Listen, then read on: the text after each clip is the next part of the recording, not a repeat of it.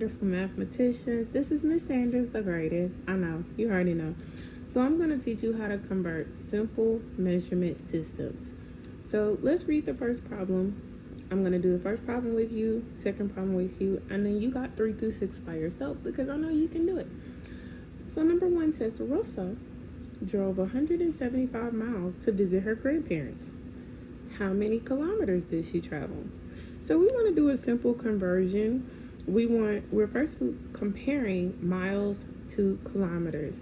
So in the problem, it gives us 175 miles, and we do not know the kilometers or kilometers that it takes for her to drive. But we need to know what this conversion is. Well, if I look, and y'all have so many resources, my star chart, you can Google, you can ask Siri, how many miles are in a kilometer, or how many kilometers are in a mile? And she will tell you, hey, scholar, there are 1 miles in 1.61 kilometers. And then that's what you write, and you make sure you match it up. Miles should be on top, 1 mile, and kilometers should be on the bottom, 1.61 km.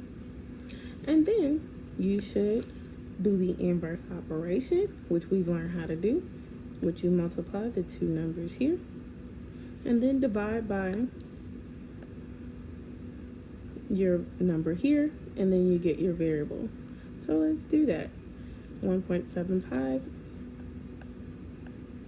or 175 times 1.61, and that equals x times 1. So when we multiply these 2 numbers, which you are great mathematicians and I know you're going to get that right. If you need to learn how to multiply or you need help multiplying, please see some of our skills practice on our Canvas page.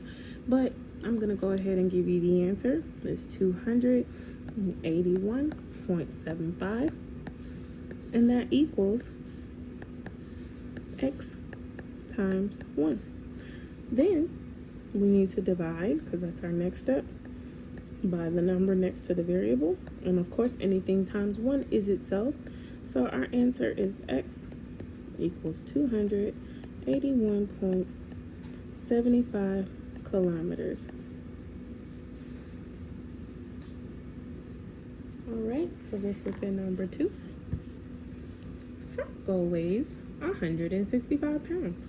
What is his mass in kilograms? So we need to go from pounds to kilograms. But before we do that, let's write our first ratio. We have 165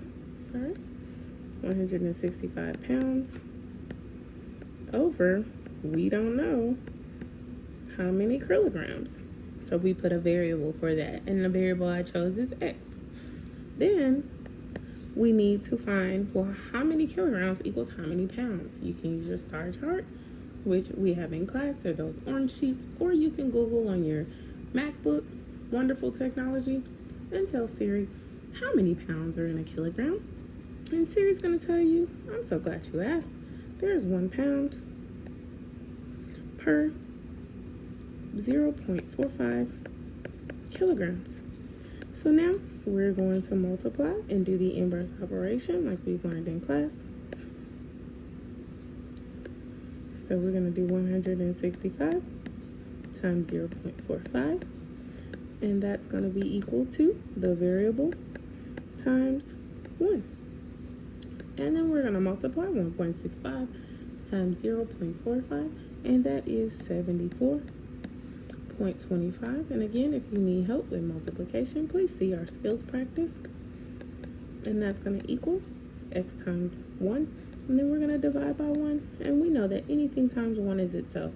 So our answer is x equals 74.25 kilograms. Now that you have learned everything you need to know, please complete 3, 4, 5, and 6. You got this.